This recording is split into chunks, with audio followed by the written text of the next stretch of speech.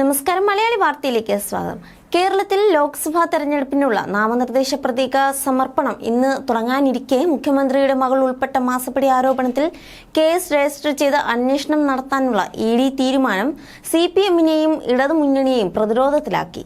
ഇന്നേക്ക് 30-ാം ദിവസം വോട്ടെടുപ്പാണ്. പത്തനംതിട്ടയിലെ LDF സ്ഥാനാർത്ഥി കൂടിയായ മുൻ ധനമന്ത്രി ഡോക്ടർ തോമസ് ഐസക്കിന് ഏപ്രിൽ 2-ന് ഹാജരാകാൻ ഇഡി വീണ്ടും സമൻസ് അയച്ചതും തെരഞ്ഞെടുപ്പ് പ്രചാരണത്തിൽ നിഴൽ വീഴ്ത്തും.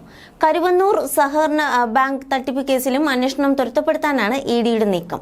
ഡൽഹിയിൽ ആം ആദ്മി പാർട്ടിക്കും സർക്കാരിനും മാരക പ്രഹരം ഏൽപ്പിച്ചതിന് സമാനമായി കേരളത്തിൽ ഇടതുപക്ഷത്തിനെതിരെ കേന്ദ്ര സർക്കാർ കരുക്കൾ നീക്കുന്നുവെന്ന ആശങ്ക ശക്തമാണ്.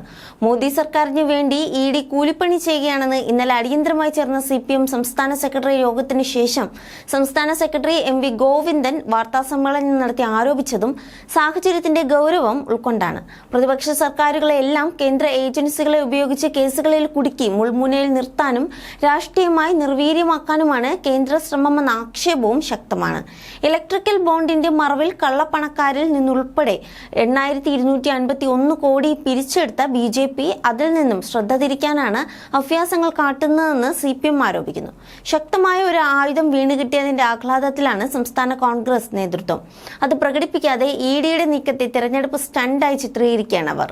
മാസപ്പടി കേസിൽ മുഖ്യമന്ത്രിയുടെ മകൾ വീണ വിജയന്റെയും IT കമ്പനി എക്സാലോജിക് സൊല്യൂഷൻസിനും ആലുവയിലെ കൊച്ചിൻ മിനറൽസ് ആൻഡ് റൂട്ടെയിൽ ലിമിറ്റഡിനും എതിരെ എൻഫോഴ്സ്മെന്റ് ഡയറക്ടറേറ്റ് കൊച്ചി യൂണിറ്റാണ് കേസ് രജിസ്റ്റർ ചെയ്തത്.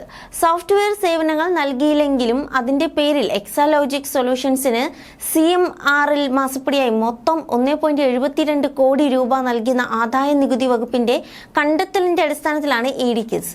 പ്രാഥമിക അന്വേഷണ റിപ്പോർട്ടിന് സമാനമായി എൻഫോഴ്സ്മെന്റ് കേസ് ഇൻഫർമേഷൻ റിപ്പോർട്ടാണ് ഫയൽ ചെയ്തത്. പണം നൽകിയതിന്റെ തെളിവുകൾ ശേഖരിക്കാനായി CMRL ഉദ്യോഗസ്ഥരെ വിളിച്ചു വരുത്തി ചോദ്യം ചെയ്യും. അക്കൗണ്ട് രേഖകളും പരിശോധിക്കും. അതിനുശേഷമേ വീണ വിജയനിലേക്ക് അന്വേഷണം എത്തൂ.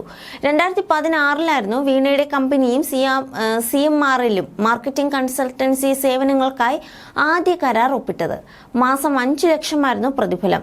2017-ൽ സോഫ്റ്റ്വെയർ സേവനങ്ങൾക്ക് മറ്റൊരു കരാറിലും ഏർപ്പെട്ടു. പ്രതിഫലം മാസം 3 ലക്ഷം. നിയമവിധേയമായ ഇടപാടല്ലെന്ന് കണ്ടാൽ കള്ളപ്പണമെന്ന് കണക്കാക്കി FIR രജിസ്റ്റർ ചെയ്ത് കോടതിയിൽ സമർപ്പിക്കും.